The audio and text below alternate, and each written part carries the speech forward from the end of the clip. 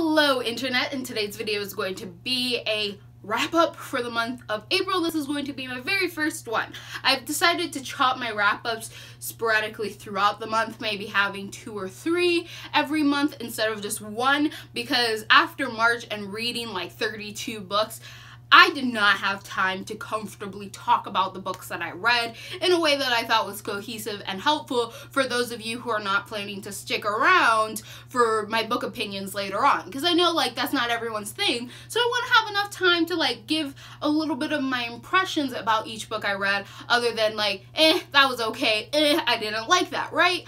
So I'm going to be doing them like this. They're going to be labeled with every month, but they're going to be numbered as well so you can keep track. I'm going to have my stats, and I'm going to continue with that, and my stats will increase as the month goes on. You'll see how that works. It will make perfect sense. I don't have the words to explain it, but my stats so far in the month of April is I've read a total of 6 books. I own 3 of those books, and then 2 I borrowed, and 1 is a little bit different because it's an anime. And then breaking that down further, I had 4 that I read on audiobook, 1 that I read in physical copy, and then 1 was an anime. So I'm counting it as something I read, but we're gonna get into that later. So let's just go down the line of books that I read, and then we'll explain why I read all of them and my thoughts on all of them. So first we have Well of Ascension by Brandon Sanderson. This is the second book in the Mistborn trilogy. This was not my favorite book. I can't say much about this book in particular because it's the second book, but just let it be known I didn't like it. It was like a 3 stars. It was well written. Like, I understood everything going on. There wasn't any points where it was like a bad book. It just wasn't what I wanted from the book, and it gave me like immeasurable frustration because of that. So in the first book, like, it's all set up that there are like these people, some have powers, they're called Mistborn. Like, Mistborn are basically like the avatar of this world. They can use all the powers, and then from there are certain people that can only use one power. So we're following a Mistborn called Vin. In the first book, she joins a team that commits a heist on the kingdom, and then we go from there. So the second book picks up after all of that sort of stuff.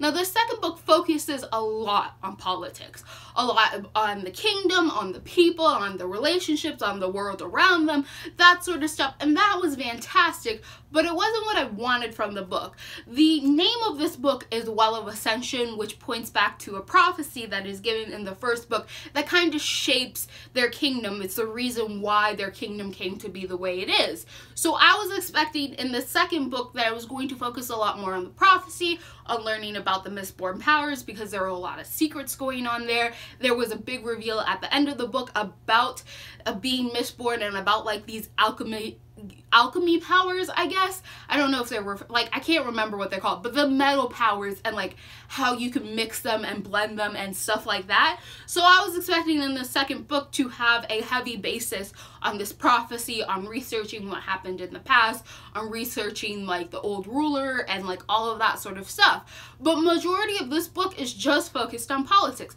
And I don't mind that per se, but because it wasn't what I wanted from the book, it just kept getting really frustrating with all of these boring politics would get in the way of what I found to be the more interesting story. And every chance we would get that we were learning a little bit more about like the weird supernaturally bits, the magical bits, the prophetic bits of the story, it would be snatched away from me, and then I'd be given chapters upon chapters of politics, which I could care less about. Not that the politics were bad, don't get me wrong. If that is what you're going into this for, I'm sure you're going to enjoy yourself. But given the title of the book and what I wanted from the book, I just wasn't satisfied. I didn't get what I wanted out of it, and then I just kept getting frustrated because I was like, can't these characters be a little bit more Ravenclaw and do some research, because I want to know things, and I can't know things unless you go and like, I don't have the ability to jump into your world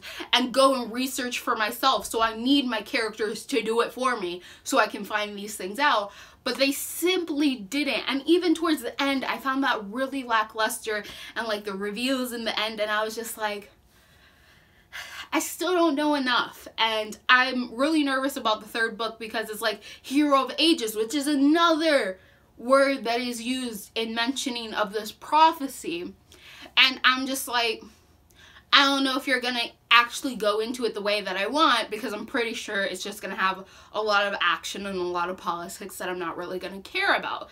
So this is like a 3-star at best. It's well written, but it just wasn't what I wanted. It wasn't what I went into the series for, and it's not like really what I was hoping for out of the series. Plus it had this one thing that it did that I didn't really like. So there was a relationship introduced in the first book between Vin and Ellen, and we get a lot more of that relationship in the second book. And it's always made a joke of Vin being like a small, very petite girl who is really, really powerful because she's a super powerful Mistborn. And everyone's always pointing out to Ellen how like he should be nervous because his girlfriend's a better fighter than him, and like a better killer, and like a better assassin, and just like overall a better like warrior, right? And he's supposed to be offended, and his machismo is supposed to be hurt by that, and he is, right? He's just like, man, like how, like I can't defend her and this and that, and man, she's a better fighter than me. And like it's never extreme, but Vin is always getting it into her head that she somehow isn't worthy of him because she's not demure, and she's not like that perfect weak woman like that you can protect, and like she's not the damsel in distress.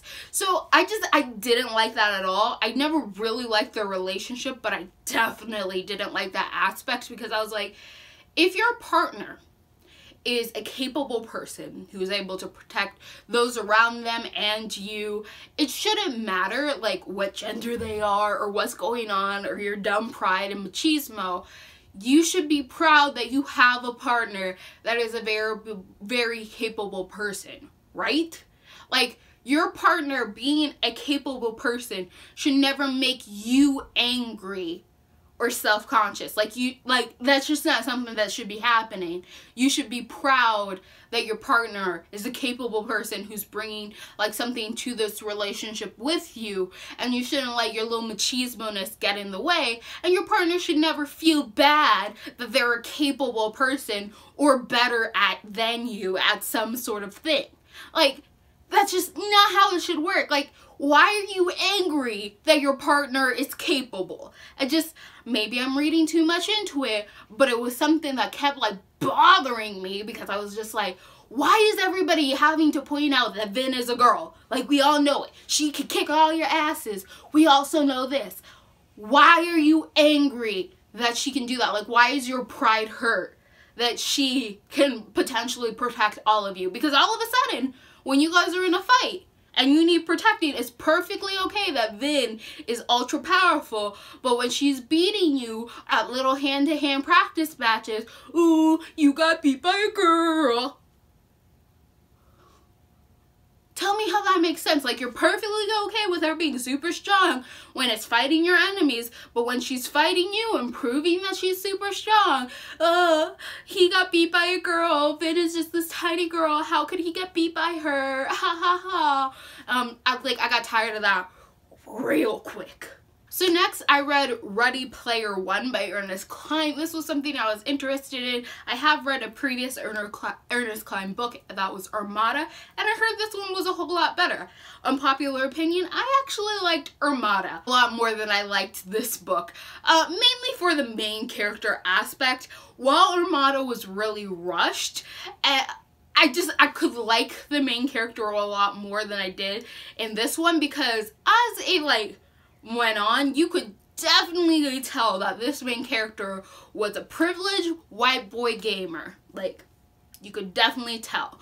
I was okay with his character, but there's this point in time where he just becomes obsessed with this girl. And not like in a cute, oh, he really likes her way. Like, no, he becomes obsessed, bordering on stalkerish. And like, I know he doesn't have any ill intentions towards her when he's doing this. And I know she also reciprocates his feelings, but for a reason she's deciding not to pursue this relationship between him. And he's just trying to reassure her.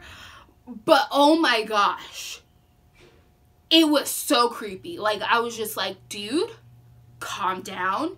She doesn't want to be in a relationship right now. You clearly got more important stuff to do. So that aside, we're gonna, like, if you don't know what this book is about, it's like a video game MMO sort of thing. There's this thing called the Oasis. It's like a virtual reality game that you can enter into. The creator of the game died, and he left an Easter egg hunt that if you solved all of these Easter eggs and like completed all these different challenges, that you could potentially become his inheritor and gain all of his money, the rights to the Oasis, all of that sort of stuff. So the first boy who first uncracks the gate and becomes like famous for it is this kid who's our main character. I can't remember what his name is. I really don't know or care what his name is, to be honest. But like, he helps uncrack the gate and first brings it on the scoreboard that makes everyone aware that these Easter egg hunts aren't just a joke. Now, a lot of these Easter egg hunts all revolve around 80s culture, pop culture, video game culture, and just all the interests that the Oasis owner was really cared about. And so a lot of these characters all like are like deep into the 80s because that's how they're gonna figure this out. So this whole thing becomes a race to figure out who's going to get the last Easter egg, who's going to beat this whole little Easter egg hunt and get the prize at the end of the day, which is all rights to the Oasis and all of this money. Now, I'm not like a huge person that knows a lot about 80s culture, 80s video games. Like, there was a lot of things that just kind of flew over my head in here for references, but I still liked that there was these references. I am a huge fan of books that use like some sort of nerdy sphere and make that a huge part of the story and how you tell the story. Having a character who's basically fanboyness is what benefits them in the battle. So I really like this concept. However, the main character, like I said, is really irritating. I was there for the first half of the book. I really liked the puzzles. I really liked like the diversions of what you get for what you're actually supposed to do to sort of solve these quests and like get to the next gate and get the next key and all of that. But when it comes to that point where this boy just becomes obsessed with one of his fellow Gunters, a girl named Artemis, I was done. Like, he is in a like this is a pet peeve of mine. One, when you are in a life and death situation, which this becomes because of the Sixers, you do not waste time on stupid emotions. You can get like 1-2 days max, but all of your other time better be devoted to surviving if you want to survive. Like, you literally don't have time to sit around and mope. And there's this huge chunk right in the middle of the book where that's all this kid does is mope because this girl tells him, let's wait a couple, let's wait until the end of the hunt because our lives are at risk, our futures are at risk if we do not focus on this egg hunt. And he's just like, but I want to be together now. And she's like, I like you, man, but we can't. We got other things to do, and you don't even know me that well, so let's not, we'll come back to this later. And he becomes such a stalker, and I'm just like, I understand that it was innocent, but like, nobody wants you stalking them, man. And like, that continued where it was just along this line of like gamer boy entitlement, and I was just like, calm down, bro, get your head in the game. We don't got time for you to be stalking this poor girl. Leave her be. Like, just leave her alone and go do the thing that's really important for you to do and let her do her thing. If you weren't such a creepy stalker, she'd probably still talk to you. So this book got like a 3.5 stars. If the main character was a better main character and wasn't such a creepy stalker, I would have liked this book more. I definitely like the concept. I definitely see why so many people like it. But just like that gamer boy entitlement wasn't there. I wasn't there for it. I just kept getting frustrated, and it hit on that biggest pet peeve of mine of, why are you wasting time when you're in danger? Like, you should be dead if you're gonna waste that much time. Just Just being honest. So the next book that I read was The Call by Pedro Ogolin. I was not expecting what I got out of this book, and I ended up really enjoying it. It was like a 4 stars for me. It's a really short book. I thought this was just gonna be like, oh, it's a little thriller, horror, something. Somebody's gonna like call you on their phone and be like, you have 7 days to live, and there's gonna be like some teenagers running, and like something like that. That's what I was expecting, right? That is not what this book is about. Like, obviously, I've told you time and time again, I don't read synopses as well. Like, I glance at them and then just make random assumptions. So, like, that was nothing what this book is about. This book is about the Irish people and, like, their mythology and their legends about fae and fairies.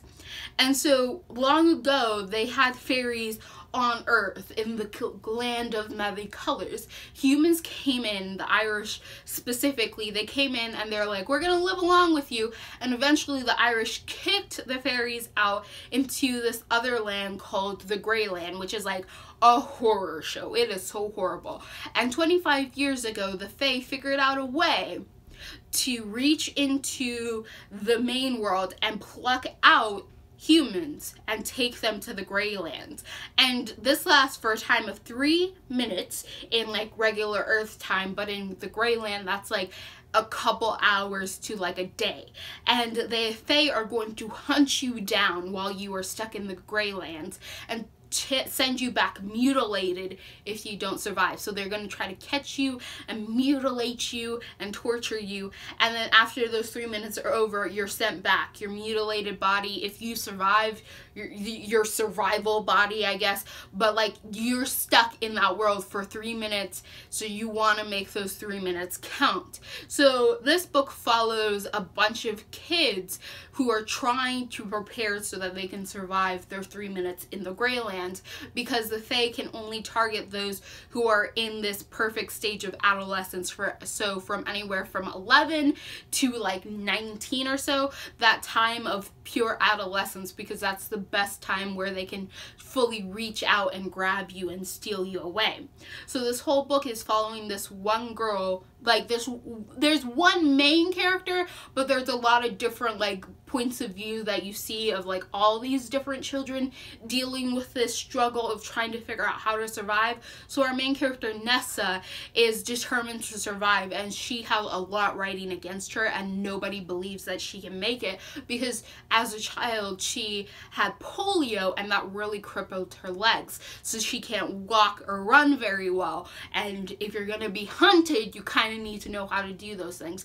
But Nessa is determined that she's not going to let those things get in her way, and she's going to survive. So it's like her story of determination, but like in between it are little stories of different characters being pulled away to the Grey Land. So we're slowly learning more about the Grey Lands and about these fae and like Nessa's determination, and like all of these culminating around the call and how the call affects everybody. So I really like this book. It was really good. I know it's a part of a series, but I'm contemplating whether or not I want to continue with this series just because of how good and how much I like this book. Like, I don't want anything ruining it for me. And so I'm not really sure where this story is going to go from here, but I really like this book and I thought it was really good. The next book I read was Stations 11 by Emily something. I can't remember her full name. She has like a really long last name. Anyway, Stations 11 is like this post-apocalyptic, pre-apocalyptic story revolving around this disease that happened and wiped out like a majority of humanity. So it's following a bunch of characters and how all of their fates are kind of intertwined.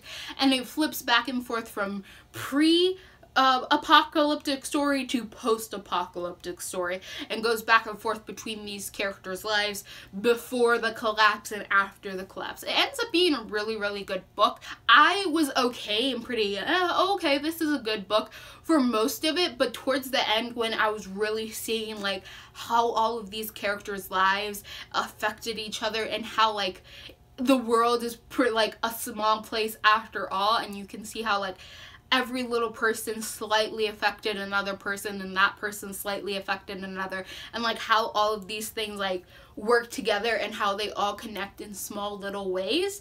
That's when I got really invested, once I sort of saw that point.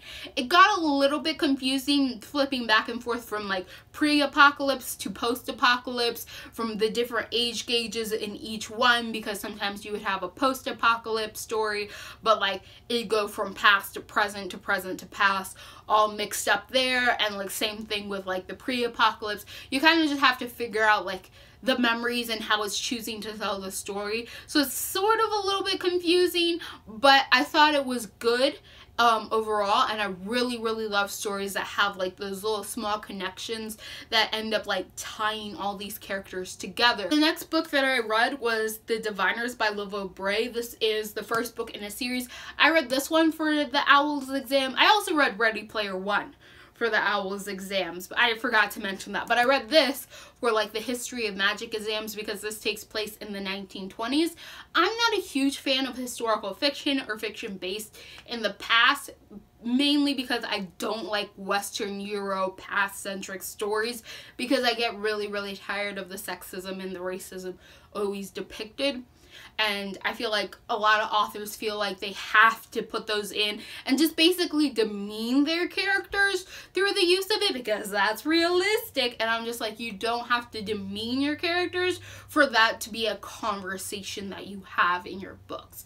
But this one ended up being a really strong book, and I ended up really enjoying this book. So this book, it takes place mainly in like the New York, Manhattan area, and it is about a girl named Evie, and she has like this weird power where like she can touch something and she can read all the memories and the past of that thing, and she's going to use her abilities to help her uncle solve a case of a serial murderer who they believe has connections to the supernatural. So it's an occult murderer who's going on a killing spree, and they have a time crunch, and Evie's going to try to use her powers to help figure out the whole thing going on. So like there's that whole mystery of like who's killing, how we're going to figure this out, how is the supernatural connected. There's also a whole plot about the supernatural itself and about other characters who also have abilities like Evie's, and they're referred to as the Diviners. So this is a multiple point of view story. Even though this story I feel focuses more on Evie, we definitely see a lot of other characters and how their lives connect and everything like that. I thought this book was really strong, and despite me not liking multiple point of views, I thought it all worked in this book. I definitely wasn't a huge fan. Like my natural disinclination towards multiple point of views did not change over the course of this book. I thought sometimes it was like a little unnecessary, but that might just be heavily influenced by the fact that I don't traditionally like that, and this didn't like wow me with its multiple point of views that made me think, oh okay, like yeah, great. So I usually just like 2 or 3 characters, and that's it. Like that's the amount of point of views I like. But this had a lot, and I thought it worked for this story. It just simply wasn't my preference. This book made me really frustrated in a lot of points when it came to the supernatural bits, because I felt like when you look at just the information one character had, like say Evie had, they should have been figuring out a whole lot more than they did. Like there were a lot of things revealed in this book that I feel like were put in there for you as a reader to make connections, but the characters end up forgetting this information and never making these connections themselves. And like I can get it, like I don't have the best memory sometimes, like I can get forgetting stuff, but like there were a lot of points where I was just like, here's a point where you should bring up this information, but it's never brought up again. And all of those points came at times where I was like, oh, this is when they're going to create the Diviners, because I had this idea in my head that they were going to have the Diviners, all these different kids that you're meeting and you're seeing their point of view with all their different talents. There's going to be some point in this book where they're all going to converge together, if not to solve the mystery together, then just to like all realize within themselves that they all are a part of the supernatural, but that never happens, because every time there is a point in which this could happen, they forget the connections. Like Eva forgets information that could help her make a better connection with someone and bring them into the fold. And even when like there is clearly a fold that you can bring others into, there are characters unwilling to speak, and I'm just like, you know they have supernatural gifts. Like, talk to each other. There is clearly something going on. Like, it's not coincidental that all of a sudden all you guys have different powers and you're learning about each other. Maybe you should converge and talk to each other. But that never happens. So I don't know if I want to continue with this series, because I really need these characters just to get together in one room and talk about their different abilities and like how they all relate. But I'm not sure that's going to happen in the second book in a reasonable speed, because it didn't happen at all in this book. Like, two characters that weren't originally connected, and that was it. And that was more to set up a romance than to set up them potentially figuring out more about the supernatural, really. And that really bothered me. Plus, there's this whole plot convenient thing of like, these kids know the supernatural exists. They have weird gifts. They've seen weird things. Yet anytime anything weird happens, they're like, wow, that's a weird coinkadink. Like, I couldn't expect that. That's not normal. It must have some normal explanation for why that's happening. And I'm just like, you know the supernatural exists. Why would you think the answer would be anything other than supernatural? Like, you should be figuring this stuff out. You know the supernatural exists. You yourself are supernatural in nature.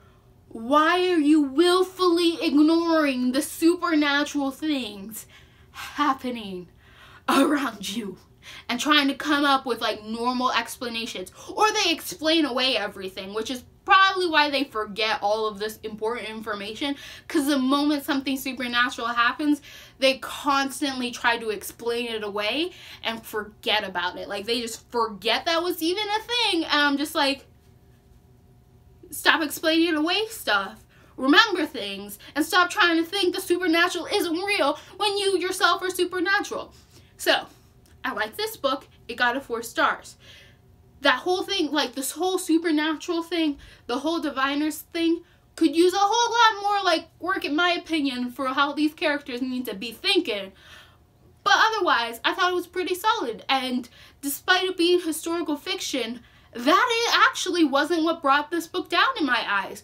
It was their unwillingness to see the supernatural, which is really weird, because I usually don't like historical fiction. So, you know. Then the last book that I read is actually an anime. It was Full Metal Alchemist Brotherhood.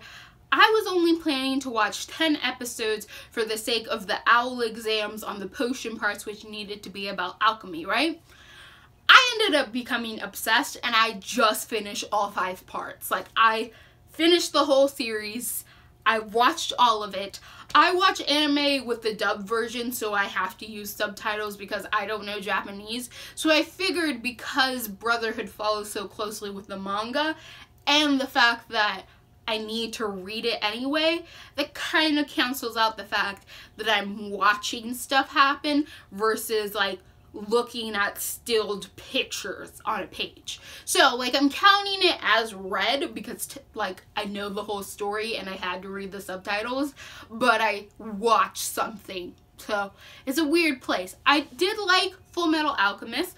I thought it was pretty strong, like a 4 stars. It wasn't perfect, but it was really strong contender. I liked how it handled female characters. Most anime tend to have like an ecchi feel to it. Like, no matter what it is around female characters, that it's always like a natural boob size and like like stuff like that, and I don't mind that. But I did like seeing an anime where that wasn't something that happened, and the only time there was like 2 boob jokes made. One was actually really appropriate and revolved around a character called Lust, and then the other was for hilarity, comedic effect, and it barely went anywhere. It was like barely fan service at all, but it was there for like a shocking comedic effect, and that actually worked pretty well. So this whole series is about two brothers, the Elric brothers, and they commit a taboo of human transformation or transmutilation or something like that. Basically, they try to bring their mother back to life, but that's impossible, and Alchemy was like, nah man, and they took the oldest brother Ed's arm and leg, and they took the whole body of the younger brother. So they're now state alchemists, and they're working for the government, and they're trying to figure out a way to get their original bodies back, especially for the youngest brother who's walking around with his soul bonded to a giant metal armor suit.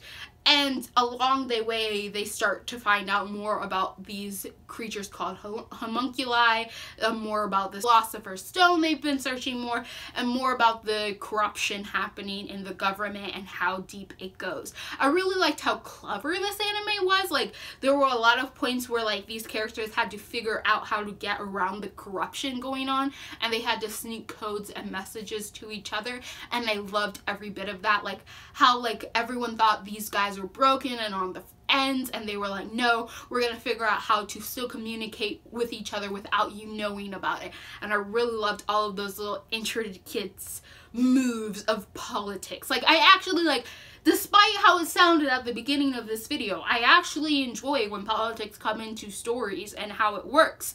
This also had that strong Alchemist feel of like having that part and having that divulge. So whenever it got to the political bits, I was also in love with it because that didn't overpower the fun alchemy bits that were also presented in this story. The only problem I had with the alchemy bits was I kept thinking that like Toph from Avatar should probably come and teach these alchemists a lesson, because I was just like, you guys are not inventive with your alchemy. Like, all they cared about was immortality. And like when they start figuring out what like the Philosopher's Stone does and what the cost of immortality is, I'm like, why are you guys still trying to pursue this? I'm talking about two characters and specifics, but I'm just like, you guys know what's gonna happen, and I get their reasonings, but I'm still like, so like there was a lot of things about alchemy that were so entertaining and like really fun to look at, but I just kept thinking, why aren't you guys more inventive? Because clearly some people who are really inventive, not on the side of being cruel like on Philosopher's Stone end, but more on like flame alchemist and water alchemist, because we meet a water alchemist in the beginning and wow, he was powerful. Like, that was amazing. Why weren't there more of those? And the flame alchemy, we discover that is something that was sort of figured out by one person and it's like a close guarded secret. But obviously there are a lot of potentials for alchemy. Like, there's alchemy that can heal and basically bring you back from the brink of death. And I'm just like, you guys need to be a little more inventive. And even with like the basic alchemy that was about like moving rocks and stone and like earth elements and iron and stuff, there was a lot more that could have been done if these characters were just a little bit more inventive with their alchemy. And I understand that without the Philosopher's Stone, you only have a limited amount of like potential for what you can do, and like you can't just go god levels, but there were definitely some points where I was like, I would have used alchemy here, I would have used it in this way. There are several ways you could be more inventive. So I was just like, Toph, you need to teach these kids how to use their earthbending powers, because obviously they're not that good at it. And then there was one big thing that really bothered me about this anime. One gigantic thing that really bothered me. And this is a concept that I cannot understand, and I hate when it happens across the board. It's a pet peeve of mine. I despise it, and it happens a lot in action stuff. Characters will be fighting the big bad, the boss. They'll be like fighting for their lives. It's a struggle. It's a battle to be fighting this person. And all of a sudden these characters want to have a heart-to-heart. And their heart-to-heart always involves them sitting down or standing still and then like crying and wailing to each other words of sweet nothingness or reassurance or whatever it is. But they're in the middle of a battle, and I'm just like, you are fighting to save your life. This is not the time to break down. This is not the time to have endearing conversations. This is not the time to cry. This is not the time to like have heart-to-hearts. This is the time for you to fight for the sake of your survival. If you're going to find it necessary to have a heart-to-heart during a battle or while running from somebody who's trying to murder you, you better do it while yelling to each other, because you cannot be stopping in the middle of the battle because you end up dead. And like, I understand what these moments are for. I understand they're supposed to bring heart to the story. They're supposed to really give the viewer like an emotional moment. But the only emotion I feel in these moments is anger, because if I was a villain and my two heroes, like I punched out one of my heroes, and then all of a sudden my two heroes are like, brother, we will do this, we'll get stronger, we'll pull through, clasping hands and crying together or whatever, and like talking about how they're never gonna let the next one go, I wouldn't even let them get that far. The moment they're wrapped up in each other and talking to each other, I'd just be like, wha-ching, you dead, I win. Because that's how it should work. But of course, all these villains just stand around and let these humans have heart-to-hearts for like 5 minutes in front of them. And I'm just like, kill them. Murder them. That's your whole goal. Like, but they'll always stop and they're just like, oh, funny humans always having heart-to-hearts and moments of extreme danger. And I'm like, if I was a villain, you would be dead, because you better not be wasting time when fighting me. I will up and murder you. That's my whole goal. You can't be having a heart-to-heart in which you sit still and do a bunch of nothing during your heart-to-heart if you want to survive. And that bothers me. There were several points in this where they would be having a heart-to-heart, a battle, and then all of a sudden something would happen in which like they were having a battle, and something would happen in which like they had to pause to have a heart-to-heart, a conversation about like leaving no man behind, and the villain would just stand there. They wouldn't do anything. They wouldn't push forward to attack. He would just stand there and wait for the heart-to-heart to be over. And of course the villain lose. Like, why would you wait for your heroes to have a heart-to-heart? Also, why would you have a heart-to-heart in the middle of a battle? Like, if you're gonna have one, you better be yelling. Like, I better be out here punching and be like, bro, I love you, we gonna survive this. Like, you better be yelling while fighting, because otherwise you should be dead. So I hate all of those moments. All the moments in which they stop in the middle of a battle to have some dumb heart-to-heart. I didn't feel any sadness, no emotion other than anger, because if I was a villain, I would have murdered you. It's as simple as that. You would have been dead if I was in charge. As simple as that.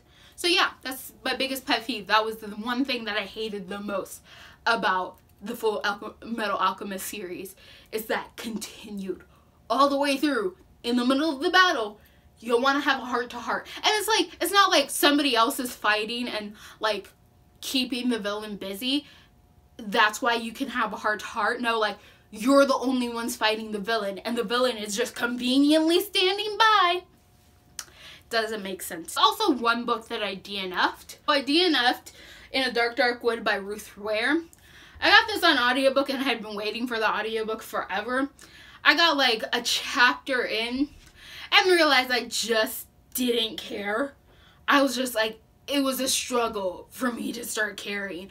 And I have too many books to read in my lifetime to start a book and try to pursue a book that I could have cared less about. I could not give two shits what was going on.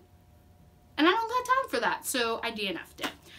So those are all the books that I've read so far in the month of April. That was a total of 6 plus 1 I DNF'd. I'm hoping that this format works more. I know this is probably still gonna be a really long video, but now I had more of a chance to give like mini reviews and feelings about everything I read, instead of it just being like, I read this, oh I read this, oh I read this.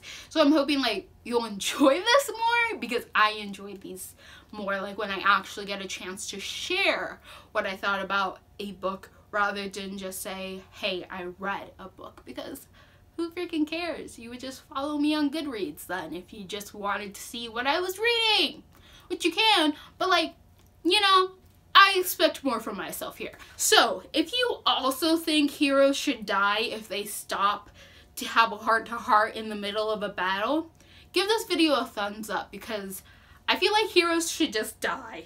Like, if you're gonna stop in the middle of a battle to have a heart-to-heart, the villain should probably just kill you. Like, why are you letting your hero have a heart-to-heart? Like, you're obviously doing a bad job as a villain, but that's only because I know I would probably be awesome at being a villain. Like, it's my one-time all-favorite dream. It is a dream of mine to one day become a super villain. I have weird dreams, I know. But if you like what you're seeing here and you want to continue to see more, if you're liking this format so far, comment down below and let me know, because I want to see like your feedback on it. But otherwise, goodbye, internet.